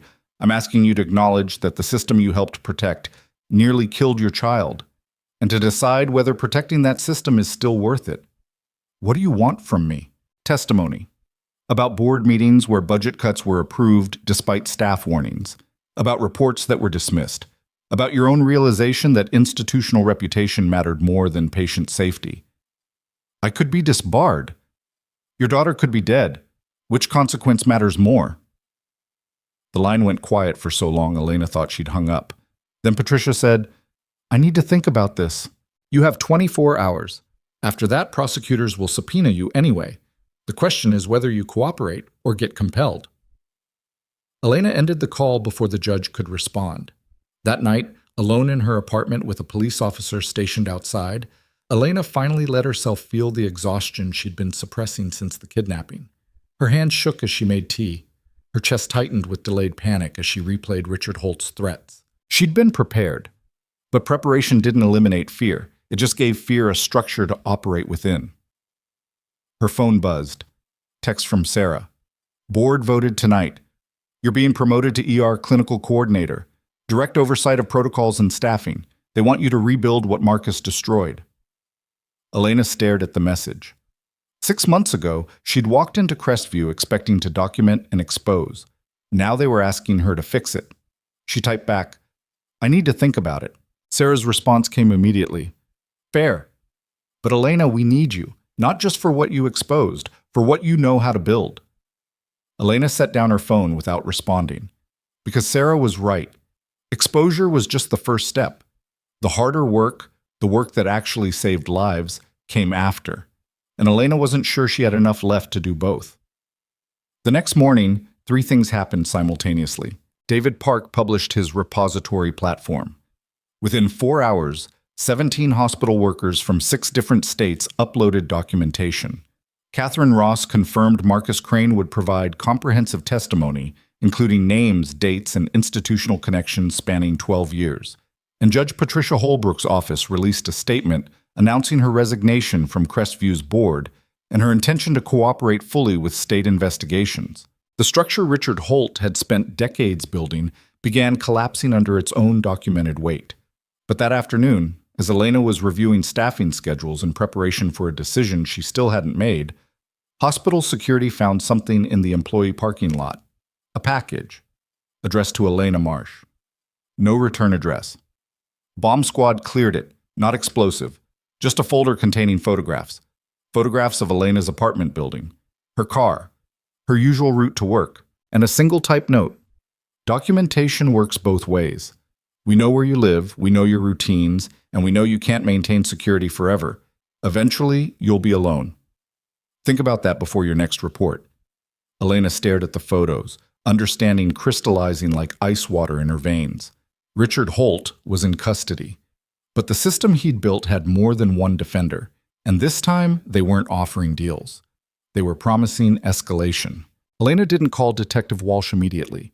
Instead, she photographed every image in that folder with her phone, documented the envelope's condition, noted the time and location of discovery, and carefully preserved everything in a way that maintained chain of custody.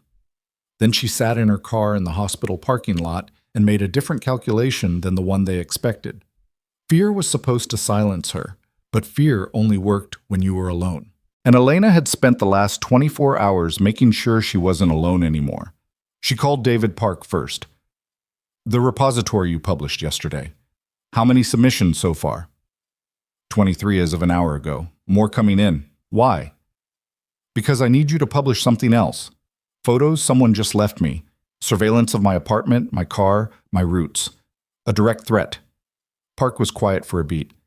Elena, that's not news. That's evidence. You should go to police. I will. But I'm also going to make it public, because whoever sent this thinks threats work in darkness. I want them operating in daylight. If you publish, you're painting a target. The target's already there. Publishing just makes it impossible to pretend it isn't. Your call. Send me the images. Next, she called Detective Walsh. I received a package threatening surveillance photos. I've documented everything and I'm sending copies to your email now. Walsh swore under his breath. Where are you?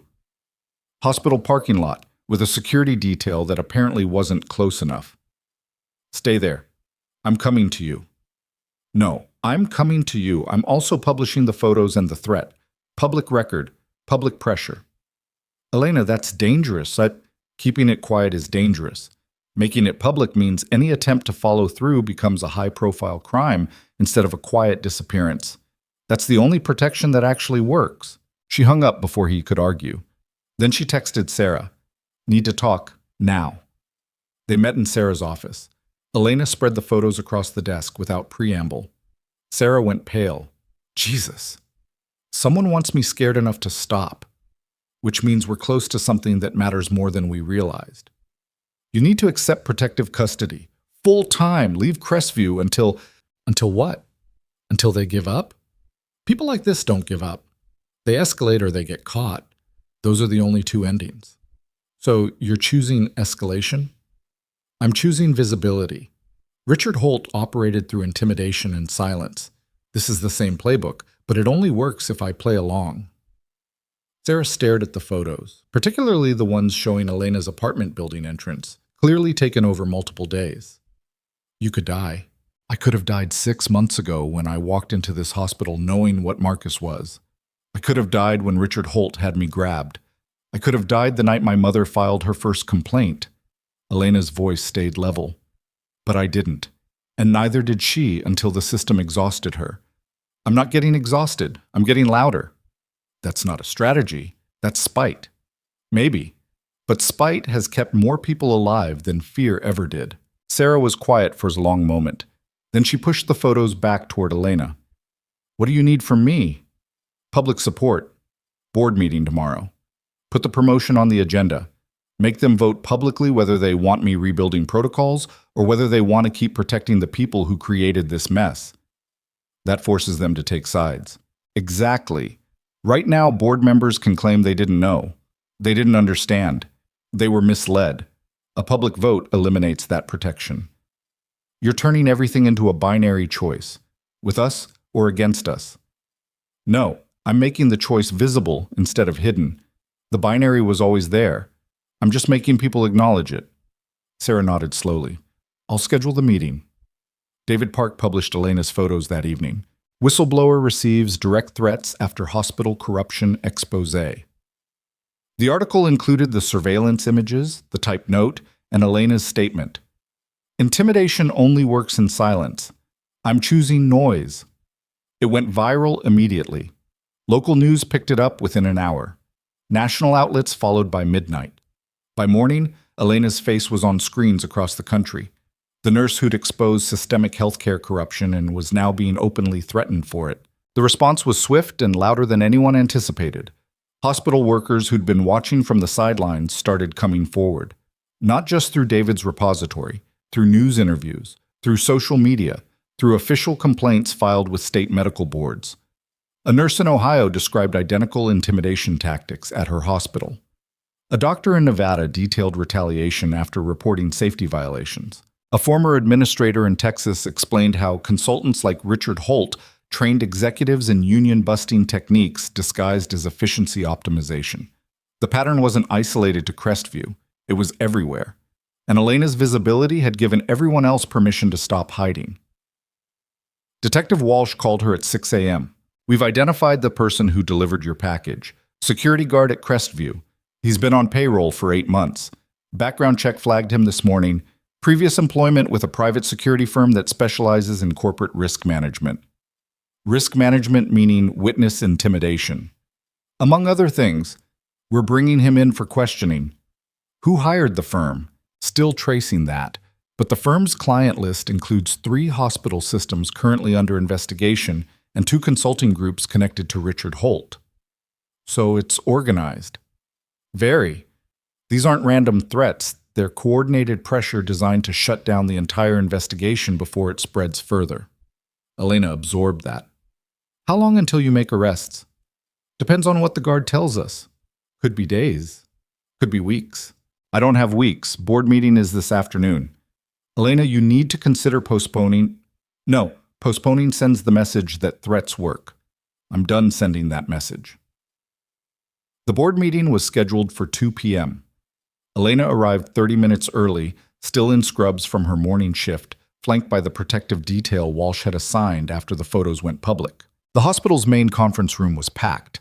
Board members, senior staff, reporters who'd gotten wind of the meeting despite it being technically closed to media, and hospital workers who'd taken breaks specifically to attend. Marcus Crane wasn't there, still under house arrest pending trial. Richard Holt wasn't there, still in custody awaiting arraignment, but their influence lingered in the faces of board members who'd approved Marcus's policies and supported his methods for years. Board chair. William Morrison called the meeting to order with obvious discomfort. We're here to discuss the ER clinical coordinator position. Dr. Winters has recommended Elena Marsh for promotion to this role, which would give her direct authority over emergency department protocols and staffing. He didn't mention the threats, didn't mention the investigation, Didn't mention that this vote was about more than a job title. But everyone in the room understood what they were really voting on. Sarah stood. Elena Marsh has demonstrated exceptional clinical skill, leadership under pressure, and commitment to patient safety. She's also been instrumental in exposing institutional failures that, if left unchecked, would have continued harming patients and staff. This promotion isn't just deserved, it's necessary. Thank you, Dr. Winters. Morrison looked around the table. Discussion? Board member Thomas Chen, no relation to anyone Elena knew, spoke first. Ms. Marsh has also created significant legal and financial liability for this institution. Her actions have triggered investigations that could cost millions in settlements and regulatory penalties. Her actions expose problems that were already costing lives, Sarah shot back. The liability exists whether or not we acknowledge it, but public exposure increases that liability, magnifies it, turns manageable issues into institutional crises. Elena had been quiet up to this point. Now she stood. May I speak? Morrison hesitated. This isn't standard procedure. Nothing about this situation is standard procedure. I'd like to address the board directly. Morrison glanced around the table. No one objected. Go ahead. Elena walked to the front of the room, hyper-aware of the reporter's recording, despite rules against it. The staff watching to see whether she'd back down, the board members calculating political consequences. 6 months ago, I came to Crestview General because I'd researched its problems thoroughly. I knew about the complaints, the retaliation, the pattern of administrative abuse that stretched back years. I came prepared to document everything because documentation is the only protection that actually works when challenging institutions. She pulled out a folder, not the threatening photos, but something else. This is a list of 19 patients who experienced adverse outcomes at Crestview over the past 3 years. Outcomes that were preventable. Outcomes that happened because protocols prioritized cost over care. 3 of these patients died. 16 suffered complications that extended their treatment and worsened their prognosis. She set the folder on the conference table. Tim, that liability you're worried about? It existed before I ever walked through your doors. The investigations, the lawsuits, the regulatory penalties, all of that was inevitable the moment you decided that protecting reputation mattered more than protecting patients. I didn't create your liability. I just made it visible. Thomas Chen shifted uncomfortably. Ms. Marsh, no one is disputing that improvements are needed. You're not disputing it now. But 6 months ago, every person in this room was disputing it. Marcus Crane ran this hospital with your approval. His policies had board authorization. His budget cuts had your votes. So when you talk about institutional crisis, understand that you built the institution that's now in crisis. Morrison tried to regain control. Ms. Marsh, this meeting is about your potential promotion. No. This meeting is about whether Crestview General continues operating the way it has been or whether it actually changes. Promoting me doesn't fix anything by itself, but it sends a signal. Either to staff that speaking up about problems won't destroy their careers, or to administrators that silence is still the preferred strategy. Elena looked directly at each board member. I received surveillance photos yesterday, direct threats. Someone wants me scared enough to stop talking, and I understand why. Because what I exposed at Crestview isn't unique. It's standard. It's been taught, systematized, and replicated across dozens of hospitals by consultants who profit from teaching administrators how to maximize efficiency regardless of human cost. She pulled out her phone and held it up, showing the photos David had published. These threats don't scare me, but they should terrify you because they prove that the system I'm exposing is big enough, organized enough, and threatened enough to resort to intimidation and surveillance. That's not the behavior of people who made honest mistakes. That's the behavior of people who knew exactly what they were doing and built protections against being held accountable. The room was silent, so vote however you want on my promotion. But understand that this isn't just about me anymore. Hospital workers across 6 states have come forward in the last 24 hours. Documentation is flooding into public repositories. Investigations are expanding faster than anyone anticipated. You can either be part of the solution, or you can keep protecting a system that's already collapsing. Elena sat down. Morrison looked shaken. Is there any further discussion? No one spoke. Then we'll vote. All in favor of appointing Elena Marsh as ER Clinical Coordinator? 5 hands went up immediately. 3 more followed after hesitation. 2 board members, including Thomas Chen, abstained. Motion carries. Miss Marsh, you're appointed effective immediately.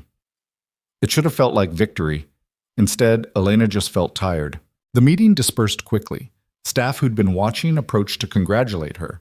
Reporters shouted questions she didn't answer. Security escorted her back to the ER while Detective Walsh's protective detail shadowed her movements. Vanessa found her in the break room an hour later. You did it. Elena was staring at coffee she'd forgotten to drink. Did what? 1. You exposed Marcus. You survived Richard Holt. You got promoted. You changed everything. I documented problems and testified about them. That's not the same as changing anything. Elena, 17 more hospitals have workers coming forward with similar complaints. That's 17 places where the same patterns existed, where people were hurt, where administrators knew and did nothing. Elena looked up. Winning would be none of this ever happening. What I did was damage control. Vanessa sat down across from her. Your mother would be proud. Elena's throat tightened. My mother's dead because she fought alone. I'm only alive because I fought publicly. That's not pride. That's just luck and better strategy. It's more than that. Maybe. They sat in silence for a moment. Then Vanessa said, What happens now? Now? I rebuild protocols. I train staff. I make sure the emergency department operates the way it should have been operating all along. Elena's voice was flat. And I prepare for whoever sent those photos to try again. You think they will? I know they will. People don't send threats as a bluff. They send threats as preparation. But the next attempt didn't come from threats. It came 3 days later during a routine shift in a way no one anticipated. Elena was treating a patient, minor car accident, possible concussion, when the hospital's fire alarm activated. Standard evacuation protocols kicked in immediately. Staff began moving patients toward designated exits. Elena helped her concussion patient into a wheelchair and joined the controlled chaos of emergency evacuation. That's when she smelled it. Not smoke, gasoline. The realization hit her at the same moment security started shouting about multiple fire points, small blazes set deliberately in trash cans near main exits, clearly designed to create panic and force evacuation through less monitored routes. Arson disguised as accident. And in the confusion of evacuation, someone could disappear without anyone noticing until it was too late.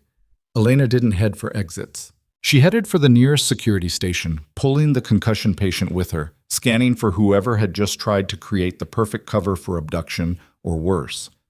She found him near the East Corridor, the same security guard Walsh had arrested 3 days earlier, but who'd apparently made bail despite being flagged as a flight risk. He saw her at the same moment she saw him.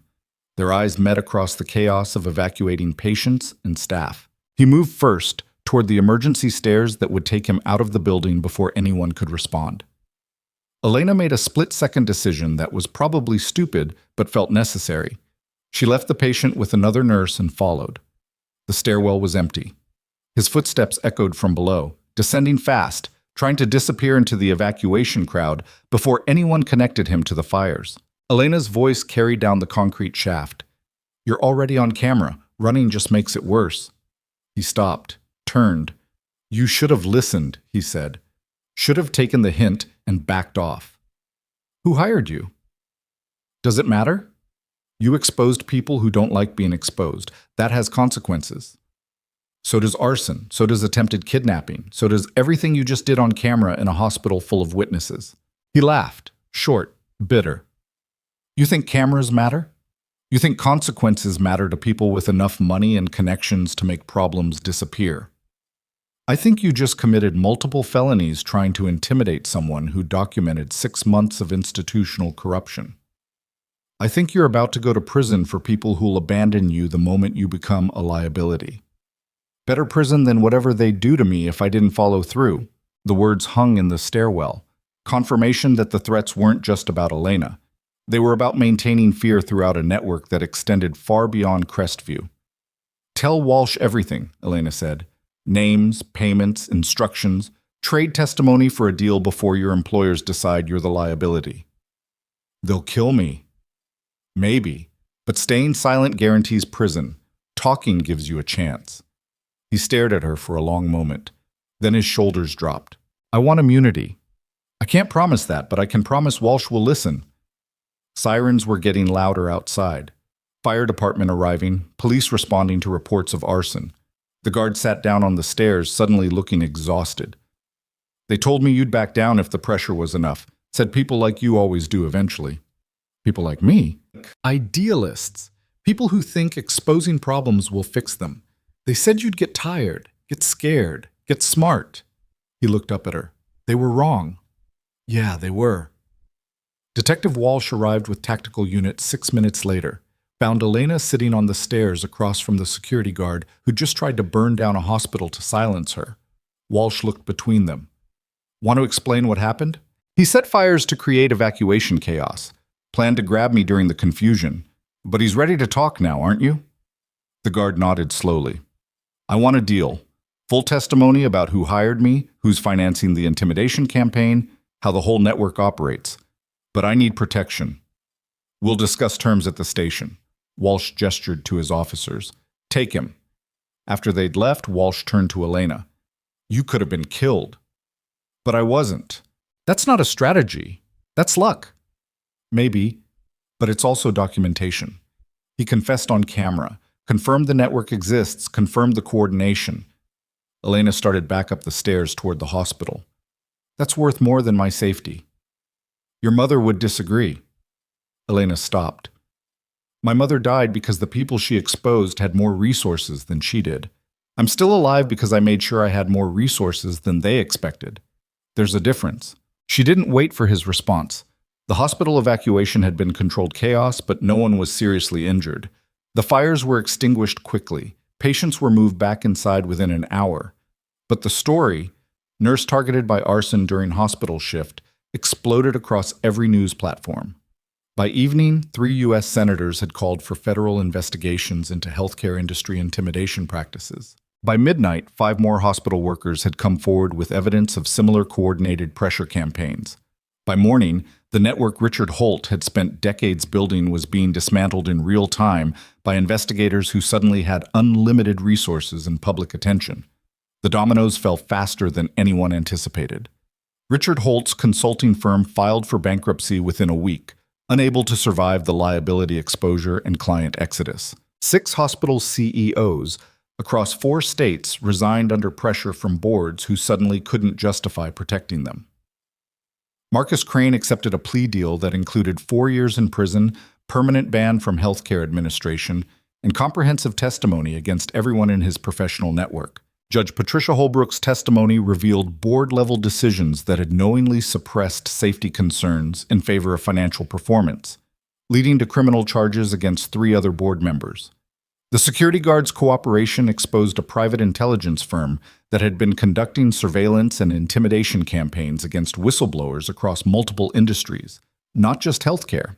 And the repository David Park had created became a permanent institution funded by settlements from the very hospitals it was exposing, creating a self-sustaining system for protecting future whistleblowers.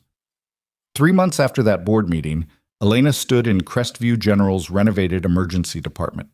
New equipment, new protocols, new staffing levels that actually matched patient needs instead of budget constraints. Sarah stood beside her, reviewing the updated training manual they'd written together. This is good work, Sarah said. It's a start. You're never satisfied, are you? Should I be? We fixed 1 hospital. 17 others are still fighting the same battles. Hundreds more probably have problems we haven't uncovered yet. So what? You're going to fight all of them? Elena was quiet for a moment. No, but I'm going to make sure people who want to fight don't have to fight alone like my mother did. That's the difference between what killed her and what kept me alive. The repository, the network, the visibility, the documentation, the support systems that turn individual whistleblowers into coordinated movements. Elena looked around the ER. One person can expose corruption, but fixing systems requires infrastructure. And you're building that infrastructure. We're building it, you, me, Vanessa, David Park, Detective Walsh, all the hospital workers who've come forward in the last 3 months. Every person who decided silence was worse than the risk of speaking. Sarah smiled slightly. Your mother would be proud. My mother would be alive if this infrastructure had existed when she needed it. That's what I think about. Elena's voice was steady. I'm not doing this for pride or vindication or recognition. I'm doing it so the next version of my mother survives. So the next teenage girl who overdoses gets proper treatment instead of a cover-up. So the next construction worker with chest pain doesn't code because cardiology is understaffed. That's a heavy burden. It's lighter than doing nothing. Vanessa appeared in the doorway. Elena, someone's here to see you. A woman stepped into view, mid-40s, professional attire, carrying herself with the careful confidence of someone who decided to take a risk that terrified her. Miss Marsh, my name is Jennifer Torres. I work at Riverside Medical Center in Colorado. I've been documenting safety violations for 18 months, and I need help. Elena met her eyes, saw fear there, saw determination, saw the same calculation she'd made 6 months ago when she'd walked into Crestview knowing what waited. Tell me everything, Elena said. They talked for 2 hours. Elena took notes, asked questions, outlined documentation strategies, connected Jennifer with legal resources, and explained exactly what to expect when institutional pressure started mounting. After Jennifer left, Sarah found Elena still sitting in the consultation room. You're taking this on too? I'm connecting her with people who can help. That's different than taking it on myself. Is it? Elena looked up. My mother fought alone because no one helped her. Jennifer's not fighting alone because I learned that lesson. That's how this works. Each person who survives makes it easier for the next person to survive. Eventually, survival becomes normal instead of exceptional. And what about you? When do you get to just be a nurse instead of a crusader? I'm just a nurse. This is what nursing looks like when you take patient advocacy seriously. Sarah left without arguing, because she'd learned by now that Elena had answered that question months ago and nothing would change her mind. 6 months after the board meeting, Elena received a letter. It came from a women's correctional facility in Pennsylvania. She didn't recognize the sender's name initially. Then she read the first paragraph. Dear Ms. Marsh, you don't know me, but I worked with your mother at Ridgemont General Hospital. I was one of the nurses who stayed silent when she filed her complaint against Dr. Morrison. I told myself I had kids to support, a mortgage to pay, that speaking up would destroy my life without helping her. I was wrong. My silence helped destroy your mother, and I've carried that for 7 years. I'm in prison now for unrelated reasons, embezzlement charges I won't bore you with, but I've been following your work, reading about Crestview, watching you do what your mother tried to do and succeeding because you had support she never got. I can't fix what I didn't do 7 years ago, but I'm submitting testimony to Pennsylvania's medical board about Dr. Morrison and the administrators who helped cover up his assaults. It won't bring your mother back, but maybe it prevents him from hurting anyone else. Your mother talked about you constantly, how proud she was, how much she hoped you'd become a nurse like her. I think she'd be proud of what you became. Not just a nurse, someone who makes nursing safer for everyone else. I'm sorry I didn't help her when it mattered. Claire Stevenson. Elena read the letter 3 times, then she wrote back. Claire, thank you for your testimony. It matters. Not just for potential future victims, but for my mother's legacy. She didn't die for nothing. She died pushing against a system that wasn't ready to change, but her push, and your testimony, and everyone else who's finally speaking, is changing it now. I don't forgive you for staying silent. That's not mine to give, but I understand why you did. Fear is real. Consequences are real. Not everyone has the resources or support to fight back effectively. That's why I'm building those resources now, so people don't have to choose between silence and destruction. So there's a third option that my mother never had. She would want me to tell you that it's never too late to do the right thing. Even from prison, even 7 years late, truth doesn't expire just because it's been buried. Thank you for finally speaking, Elena. 1 year after walking into Crestview General Hospital, Elena stood on a stage at a national healthcare conference. She hadn't wanted to speak publicly, hadn't wanted the attention. But David Park had convinced her that visibility was protection, that the more people knew her face and story, the harder it became for anyone to make her disappear quietly. So she'd agreed to one speech, one opportunity to explain what she'd learned. The auditorium was packed. Hospital administrators, nurses, doctors, patient advocates, insurance representatives, government regulators, everyone whose work touched the system Elena had spent a year exposing. She stood at the podium without notes. A year ago, I walked into a hospital where corruption had become standard practice, where administrators terrorized staff, where patients suffered because efficiency mattered more than care, where speaking up meant ending your career. Her voice carried clearly through the space. I documented everything, built a case, exposed institutional failures, and people ask me now how I found the courage to do that. She paused. I didn't find courage. I found rage. Productive rage. The kind that makes you organized instead of destructive. The kind that builds cases instead of just screaming into voids. Scattered, uncomfortable laughter. My mother died fighting similar corruption at a different hospital. She had courage. She had evidence. She had righteousness on her side. But she didn't have infrastructure. She didn't have networks. She didn't have coordination with other people fighting similar battles. Elena's hands gripped the podium. So she died. And the doctor she exposed kept practicing, and the administrators who protected him faced no consequences, and the system continued operating exactly as before. The room was silent now. That's what I learned from my mother's death, that individual courage isn't enough. That exposure without infrastructure just creates martyrs. That fighting alone means losing even when you're right. She looked out at the audience. But coordinated exposure documented patterns, networks of whistleblowers supporting each other, repositories that preserve evidence even when individuals are silenced, legal resources that make retaliation expensive, media attention that makes quiet suppression impossible. Elena's voice strengthened. That changes systems. Not because it's courageous, because it's strategic. She pulled out a folder, identical to the one she'd shown Crestview's board. In the last year, 47 hospitals have had workers come forward through protected channels. We've documented similar patterns of administrative abuse, protocol failures, and institutional cover-ups across multiple states.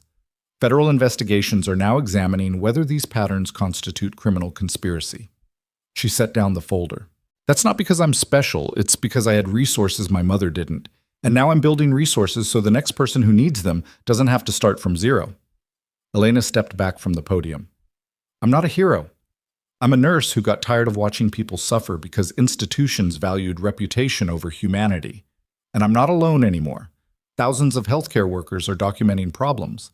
Hundreds are filing complaints. Dozens are testifying publicly. Her final words were quiet but clear. The system that killed my mother is still out there, but it's visible now. Documented. Vulnerable. And every person who decides silence is worse than risk makes it weaker. She walked off stage to standing ovation she hadn't earned and didn't want. But as she left the auditorium, her phone buzzed with messages from hospital workers across the country. People who'd watched the speech and were ready to come forward with their own documentation. The infrastructure was working. That evening, Elena sat in her apartment with case files spread across the table. Not Crestview's files anymore, but Jennifer Torres's documentation from Colorado. Vanessa had texted earlier, "You're going to burn out if you don't slow down." Elena hadn't responded because Vanessa was probably right. But slowing down meant people suffered longer, meant problems stayed hidden longer, meant the next version of her mother died without anyone fighting for her. So Elena didn't slow down. She built cases, trained whistleblowers, connected resources, created systems that turned individual courage into coordinated power. Marcus Crane was in prison.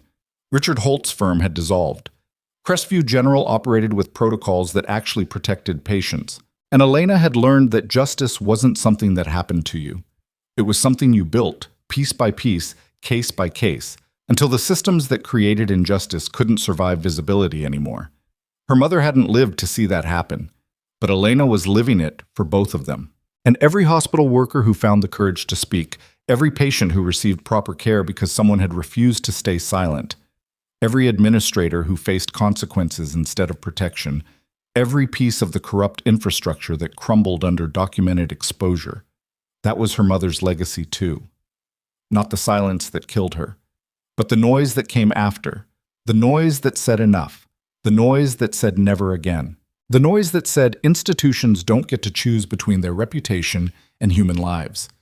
The noise that said courage is strategic, justice is infrastructure, and power belongs to whoever's willing to document truth until it becomes undeniable. Elena closed the case file and opened her laptop, started drafting protocols for Colorado. Because the work wasn't finished, it probably never would be. But that was okay. She'd learned to live with permanent battles, learned that winning once meant nothing if you didn't protect the ground you'd taken, learned that her mother's death had been pointless until Elena made it meaningful by building the support system Sarah Marsh had needed and never found. Outside her window, Ridgeway continued its rhythms: industrial city, working people, hospitals that either protected patients or protected reputations.